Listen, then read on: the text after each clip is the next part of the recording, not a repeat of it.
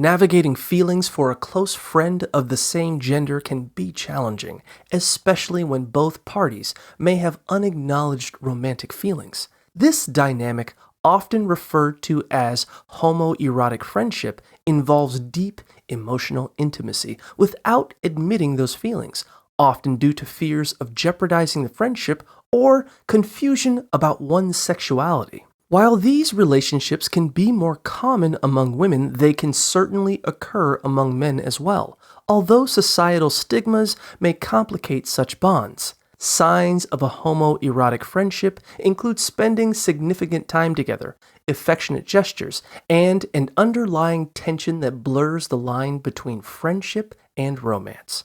To find clarity, it's essential to reflect on your feelings towards your friend and consider whether you want to pursue these emotions or keep them private. Ultimately, understanding the nature of your connection can help you decide on the best course of action.